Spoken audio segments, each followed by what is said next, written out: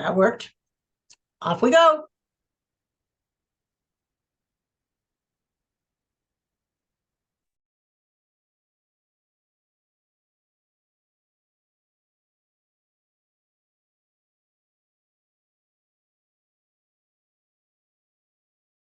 Welcome, everyone. We're going to give it a minute or so before we get started.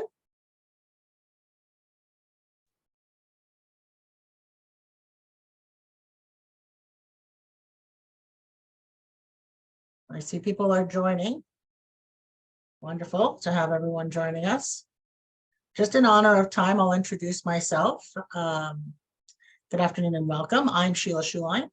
I'm a prevention consultant with the APO, and I'll also be the moderator for this afternoon session titled Survivors at the Center, Moving from Old Ways of Doing Social Justice Work to New Ways of Being in Community with Survivors. I'm going to encourage you to comment and do some networking through the chat box, but I also am going to ask you to post any questions in the Q&A box so that I can monitor that at the end of our session as we're leaving time at the end to go through those questions and answer them. Still see more people joining, but I think I will get us started. And it gives me great pleasure to first off, thank our ASL interpreters who are with us. We have Sarah, Amina, and Shelby joining us today. And our speaker today, our presenter today is Nneka MacGregor, who I have the pleasure of working with as a fellow provincial advisory member on the Learning Network for the Centre for Research and Education on Violence Against Women and Children at Western University in London, Ontario. Nneka is the co-founder and executive director of the WomenatthecentrE, a unique nonprofit created by and for women, trans and gender diverse survivors of gender-based violence. As a Black intersectional transformative justice practitioner and abolitionist feminist, Nneka is also a respected international speaker and trainer. She is an expert advisory panel member of the Canadian Femicide Observatory for Justice and Accountability, and sits on several advisory boards and committees, including the Federal Advisory Council on the Federal Strategy Against Gender-Based Violence. And she's founded the Black Femicide Canada Council. Her research focuses on femicide, sexual violence, and the intersection of strangulation, traumatic brain injury, and interpersonal violence. For the interpreter, if you could just pause for a moment to let the interpreter Sure. Sorry. I'm a speed demon.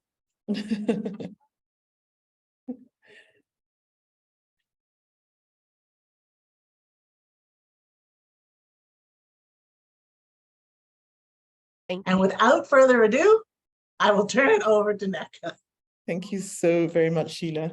Lovely to see you again. We were saying before we jumped on the call that this is twice in like the space of 2 weeks, so the goddesses are smiling. Thank you all for being here today and for inviting me to share some insight on what it means to be doing this work of eradicating gender-based violence by placing survivors at the center. I'm going to share my screen because I have a slide deck that I want to share with you. Can you see it? Sheila, you can see? Excellent. So I'm going to start it. Hold on 1 second. There we go. There we go. So thank you all. The presentation that I'm going to give today is Survivors at the Center, moving from old ways of doing social justice work to new ways of being in community with survivors. This is me. And as is customary for my team and I, all the work that we do always starts with offering a gratitude to the Indigenous people and to the land, and to say that I'm zooming in today on stolen unceded territory, which is in ancestral homes of the Huron-Wendat, the Anishinaabe Nation, Haudenosaunee Confederacy, Mississaugas, the Credit, the Inuit, Métis, and many, many Indigenous communities who've been custodians of this land for generations. And also want to acknowledge that Turtle Island is home to generations of people of African descent who were brought to these shores against their will as a result of the transatlantic enslavement of human beings. And the work that I do and the work that the organization does is really trying very hard to interrupt the attempted genocide of Indigenous and Black people who are still enduring these systemic anti-Black and anti-Indigenous racisms through the various systems of oppression. And I do this work because I am a survivor, and I recognize that whilst survivors have a role to play, it is also not just our sole responsibility to do this work. It is a responsibility of every person in this country to stand up, speak up, and to speak out and find ways to interrupt the cycle of violence that perpetuates against women, girls, gender diverse, and trans people. I'm going to talk a little bit about the framework that we use around Survivors at the Center and what survivor-centered work actually means. So for us as an organization, survivor-centered work means that we are survivor-led, i.e. everything that we do is informed by the expertise and experiences of survivors. We are survivor-centered, which means that our work really focuses on our expertise, on our lived experience as those who've navigated these various systems. And individuals, because of our navigation, have a really clear understanding of what works, what doesn't work, what are the barriers, what are the challenges, and what are the opportunities to create change and social justice. Another framework that we use is our firm belief that we cannot do this work unless we are leading with love, kindness, and compassion, because that's the only way we are going to disrupt the cycle of violence. It's not by enacting, ongoing further violence. It's by interrupting it, by leading with love, kindness, and compassion. And we're also looking at interrupting the various systems by various levels of activism, macro and micro. And the biggest piece of sort of the message that we try to get across to everybody is how important language is, and the words that we use to describe issues, the word that we use to talk about the issues is a fundamental way to interrupt and disrupt and reimagine a world that is free of violence. And so we have a practice of naming the issues and naming it in very honest and clear, unequivocal ways. Because we believe that if you can dream a new world, if you can see that new world, and if you can name what that new world looks like, then you have the means, you have the tools to actually do something about it. So for us, language is a critical tool to the act of disrupting and placing survivors at the center.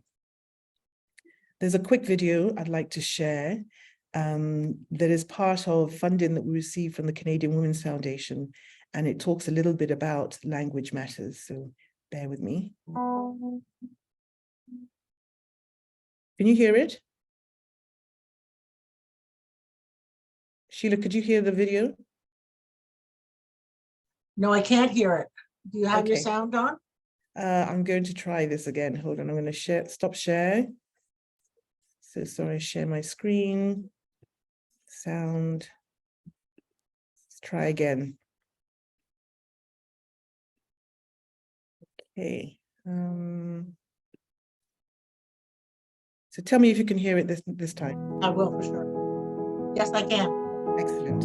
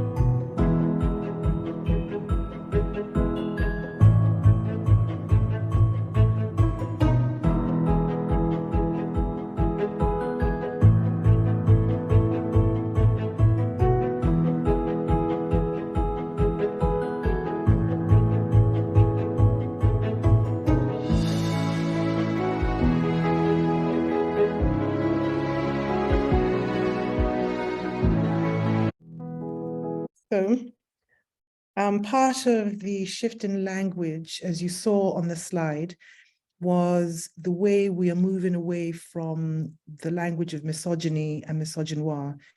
And one of the things that came to me a number of years ago was the fact that there was no, there was nothing out there. There was no formal structure or framework that guided policymakers on how to actually center women, girls, gender diverse, and two-spirit people. There wasn't a policy framework that disrupted the misogyny that was embedded in these systems and policies.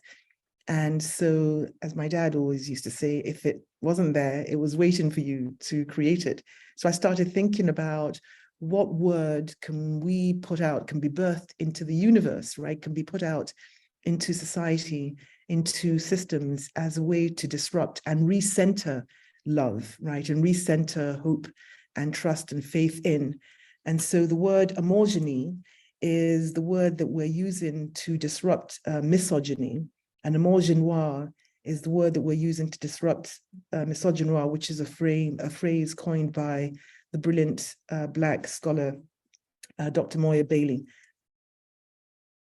Continuing with our framework and to talk about some of the ways that the survivors at the center, placing survivors at the center actually shifts the work, I decided to sort of talk about some of the challenges to the old ways. What are these old ways of doing social justice work?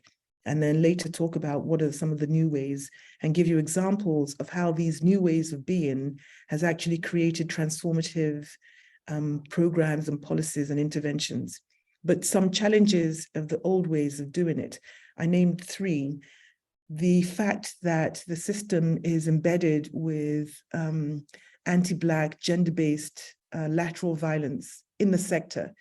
And it's really important to name it and discuss accountability measures, because survivors come into this space, into the gender-based violence space, looking for supports, looking for help, and having sometimes a naive expectation that because the sector calls itself feminist, they're actually going to move in feminist ways, only to be met by, as I call, we call it the lateral violence, to be met by violence against us, even though we're there seeking help, amongst others who may also identify as survivors. So one of the challenges to this old way is not naming the lateral violence that is perpetrated against each other, right? By women against women, by trans against trans, and by naming it, we're hoping again to start talking about ways to disrupt it. Another challenge in the old way is the issue of funding, and how a lot of our nonprofit organizations or charities are dependent on federal foundations, provincial funding. And the model that's used to fund organizations like ours and others in the gender-based violence sector often leads to competition instead of collaboration, because there is scarcity of funding. And so there becomes a scarcity mindset that motivates people in funding, in their funding applications.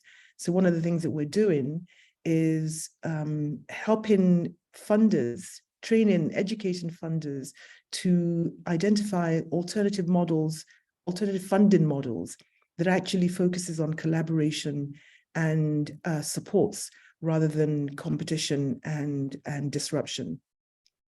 And then one of the third things that I was speaking to members of my team last week, and one of the things that we identified was a lack of support that is prevalent across the sector in mentoring young women, girls, and trans and gender diverse youth, mentoring them into the movement, which often means that young people come into the space, they start reinventing the wheel because they don't have mentors and sponsors and activists who are there to support them and teach them and give them their time.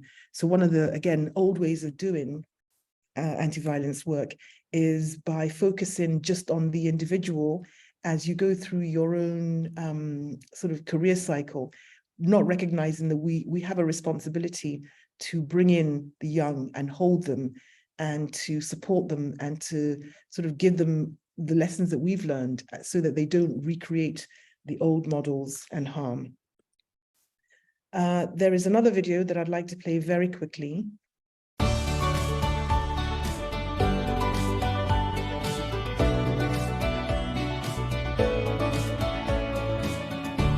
How important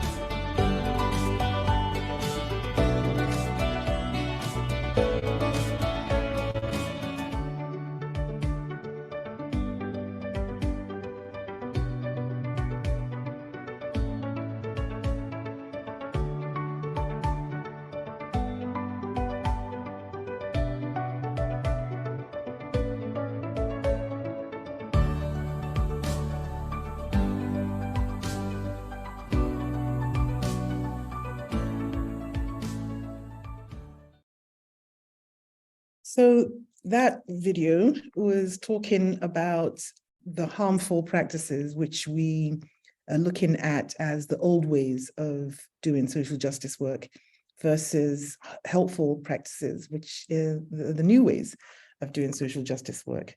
And I'm going to give you some examples of how implementing these new ways leads to really transformative practices, programs, and policies, by giving some examples of what Women at the Centre has been doing and the ways that we've been approaching this work. So the first one is around this actual toolkit that I've been sharing with you today, the Survivors at the Centre toolkit, which was, as I said at the beginning, created with funding from the grateful funding from the Canadian Women's Foundation. And it came about really as a result of a lot of organizations in the gender-based violence sector coming to Women at the Centre to ask us, how do you do it? How have you been doing this work successfully of engaging survivors and doing it in ways that survivors feel heard, feel believed, feel empowered, and is actually leading to healing and transformation. So that's number one. Secondly, we've been having a lot of conversations over the last 5 years, I'd say, around making the connections between gender-based violence as part of the social justice movement, the connection between gender-based violence and other forms of violence globally. So, for example, environmental justice, animal rights, water rights.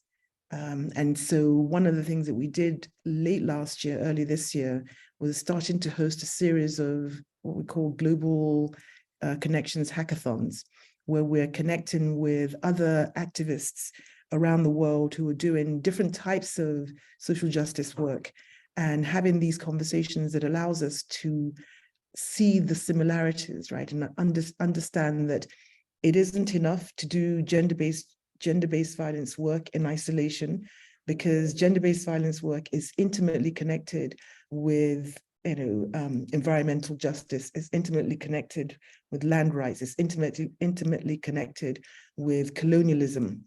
So getting together with other organizations and other other social justice-based organizations and having these conversations is helping us really build the bridges and make the connections. And I've given a couple of examples of individuals that we've been forming partnerships with on a global level, like Luana, who's in Brazil doing work around anti-Black violence in Brazil. There is Godiva Golden in Jamaica doing work with working with men. Dr. Shirin Lama in Nepal, who's doing a lot of work around Dalit rights, etc. And then another opportunity in terms of new ways is a lot of people in this sector use the word intersectionality, right? Dr. Kimberly Crenshaw's framework. And I've been talking about it as in they litter their policies with the word. It's populated with intersectionality. But the actual impact of the policies, there's nothing intersectional about them, because Black women are still not centered. Black women's experiences are still not being acknowledged. And in fact, Black women, as an example, are still being marginalized and removed. And so challenging the sector to actually apply intersectionality and doing it in ways that recenters those who Dr.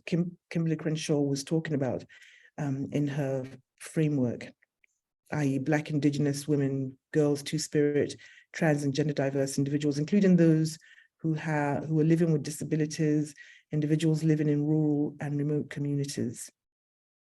And also, a new way of doing the work is to address the urgent need for race-based data, right, that actually tracks the experiences of Black women, Black girls, Black gender diverse, and Black trans individuals, tracks the experiences of Indigenous women, girls, two-spirit communities, tracks the experiences of racialized groups, and actually presents a more nuanced picture, as opposed to thinking that all racialized women, as an example, are a monolith, any more than all Black women are a monolith. We're not.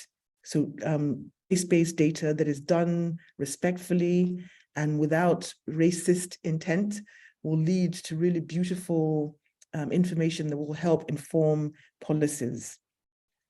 And a promising practice of this new way of doing social justice work is that we were received funding 2 years ago from the federal government in the tune of $2.5 million, which is the first ever funding by any government anywhere in the world that actually was funded to advance gender equity for Black women, Black girls, and Black gender diverse people. So Women at the Center is the stewards of this movement. It's not a project, it's a movement. And we are addressing some of these challenges that I've been talking about up top, and using the Emotion framework as a way to shift policy. And then another way of doing this new way of being in social justice work is by embedding EDI, equity, diversity, and inclusion in all policy frameworks across government, across organizations. Because again, once you are EDI centered, when you embed EDI in your work, you are actually now seeing the individuals who have been unseen and erased and decentered. You're actually embedding them into your policies. And then again, some of the results of our work of this new way of doing, I'm just going to list them all, is we created Women at the Center, again, with federal government funding from Women and Gender Equality in 2017. We were funded to identify alternative models of justice for survivors of gender-based sexual violence. And after many, many years of research, engaging with survivors in rural and urban communities, primary and secondary research, we developed a transformative accountability and justice engagement process. Again, the first of its kind in the Canadian context, but relying heavily on transformative justice work that was created and led by Black women activists like Dr. Beth Ritchie in the US. And again, with funding from the Canadian Women's Foundation, we were able to start a small pilot that helped us to develop protocols as a way to, again, remove the work solely from the criminal legal system that fails survivors, fails those who've harmed, fails everybody, and try to find a new way of finding justice and healing and accountability under this new model. Also, another phenomenal result from this framework, this new way of doing social justice by being in community with survivors, is that we created the very first peer-based counseling in the gender-based violence sector, right, for survivors of gender-based violence. And we call it our C6 peer counseling program. And it was a recipient of the 2022 Purple Ribbon Award, Exceptional Program of the Year. And again, we did this with support funding from the Canadian Women's Foundation. I talked about the advancing gender equity for Black women, Black girls, and Black gender diverse people, funding from the federal government, from WAGE. Part of that work is helping us to create a promising practice that we've named the Emotion Code, which is a way to develop policies that actually centers Black women, Black girls, Black gender diverse, Black trans people in policy, embed them in policy. And the federal government is committed to using that policy, to piloting that policy, that Emotion Code policy framework, to try to shift away from anti-Black racism and misogynoir that is embedded in policies that are currently around. Also, promising practice of this new way of doing work is, again, with funding from WAGE, working with survivors of human trafficking and exploitation. Our work on embedding resilience, grounding resistance is a survivor-centered, survivor-led initiative that's helping to center survivors of human trafficking in the work to end human trafficking in the Canadian context. Groundbreaking work, brilliant women doing this work as part of the organization. And then very quickly, the received funding from Public Health Agency of Canada to develop a pan-Canadian cross-sectoral solutions for survivors of gender-based violence who were experiencing traumatic brain injury inflicted as a result of gender-based violence. That's a pan-Canadian work. We're in year 2 of a 3.5-year project. And then the final part of this promise and practice is the founding of the Black Femicide Canada Council. And again, in 2022, 2 campaigns from this work received award-winning recognition. One of them being Share Her Story, that's talking about surfacing, highlighting the femicides of Black women, Black girls, Black trans, and Black gender diverse people, because nobody else is talking about it really in the Canadian context. And my last, being mindful of the time. Oops, Daisy got it. Mindful of the time. I don't know why this is not playing. There we go. The last video is really talking about our work and what it means to be survivor-led in SurvivorsatthecentrE.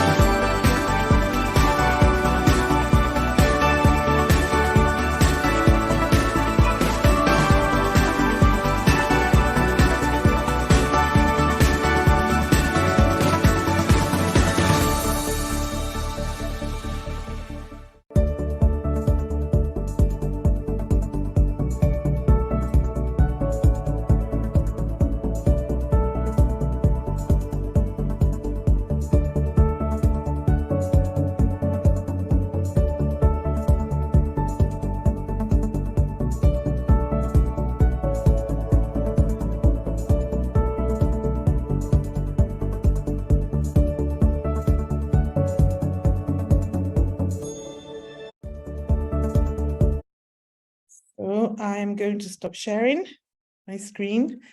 How did I do, Sheila? That was great. That was a fabulous presentation. Your resources are just amazing. Thank you. There is a question in the question box, but I have one of my own. It looked like in that last video, it says that the toolkit is available. Yes, yes, it is. And Yes, it so is. being able to get that, maybe you could type in the chat box how we can Yes. access That's okay. I will do that, and I'll also actually, if one of my team is on the call, maybe they can do that. Okay, yeah, you were not able to. What I can do, Sheila, is that I'll send it to you, and maybe you can share it with everybody that's registered as well. Perfect. Please do that. Yeah. Let me see what the question in the Q&A box is. Will slides and/or recording be available? That tells you how much people want to go back and hear this again. There was so many gems in this presentation. Yes, it will be. We're recording, as you see. Once all the recordings are together, it will be posted on the Elder Abuse Prevention website. Thank you for that question. I have a question of my own, and I really took it to heart when you talked about intersectionality and how it shows up in policies all over the place, but it isn't truly honored. Yeah. So I'm gonna give you a kind of a utopia opportunity to tell an organization that maybe is struggling with trying to really honor it. What recommendations, maybe 1 or 2 recommendations you give them to go back and make a review and amp it up so that it truly is, you know, reflecting true intersectionality? Yeah, I think people need to educate themselves as to what intersectionality means. I think they need to go back, first of all, and watch a couple of videos from Dr. Crenshaw, read her piece on it, understand it to your core, right? First of all, you have to understand it. And then you take a very honest and objective look at your organization and ask yourself, for example, how many people in your organization are, you know, Black women? How many people are Black women in positions of power? What are your policies, or your hiring policies, or your promotion policies? And see that oftentimes Black women are doing work. Black women are doing a lot of work, but are not getting the recognition that they deserve. Oftentimes, I've even heard of instances where our work is plagiarized. Somebody else takes credit for it. So ask yourself, right? Look at your organization objectively and honestly, and ask yourself, what are we doing that may be contributing to the erasure of these identities? What are we doing, not just about erasing, but what are we actively doing to promote, right, individuals in this community? So I think it requires an honest look inward, as well as an honest conversation outward. And by engaging, if you're going to get consultants, get Black consultants who can talk about this stuff and pay them, you know, reasonably. But it requires honesty and courage, not to shy away or be afraid that you'll be accused of being racist. You need to lean in. You need to lean in. Yeah, and I love the way you said to start with education. Educate yourself. Don't assume you already know. You already know. That's fabulous. I'm going to see if there's any other questions in the Q&A box. Big congratulations on this work. How can we spread this awareness to people with power, example, politicians? The impact of microaggression and people of color in relation to gender-based violence is another unsaid issue. Yeah, that is such a brilliant question. I don't know who asked it, but brilliant question. I think part of the awareness raising is not just amongst politicians, right? Because politicians are elected into office by an informed community. Well, informed politicians are elected by an informed electorate, right? If you have people who themselves have an understanding of what the issues are, and then you are carefully selecting, right, nominating, putting in candidates who share similar values as you, it makes that messaging a lot easier. The problem is that people often, you look outward, you're expecting the politicians to be the arbiters of change when they can't do the work themselves. So number one, it comes back to individuals being ready to be informed themselves. Secondly, being selective of the people that you are putting in office. Thirdly, holding these people accountable when they are not doing what they said that they would do. And then fourthly, if you're not seeing people who are reflective of your humanitarian, social justice ideals, you should consider running. You should consider getting into office. We need more diversity in politics and in politicians. And let's not be sort of armchair critics. Let's actually get in there and make the changes directly. Be the change you want to see. Exactly. I like that. So well said. The person who asked the question says, thank you for your great response. I was just trying to connect your session to the keynote with a few words. So thank you. I'm really conscious of time and we are winding up. So I'd like to thank our ASL interpreters who had a real challenge with me. So I will slow down to say thank you and thank the ASL interpreters for a wonderful job, as well as Nneka for her great presentation. Your colleagues did put the link in the toolbox, so we now all have access to some of those videos, which I need to watch a few times to get everything out of them. With that, I want to encourage everyone to know that there is a little short break before the next concurrent session. So feel free to do some networking on your break, and we can close the session now. Any final words from you, Nneka, before we close the session? Just profoundly grateful, really, really grateful to you folks for organizing this. It's very, very important that we continue to get the message out. And I'm just really grateful for the opportunity to speak today. So thank you all. Thank you. We're happy to have you. Thanks, everyone. Bye. Bye for now. Bye. Bye.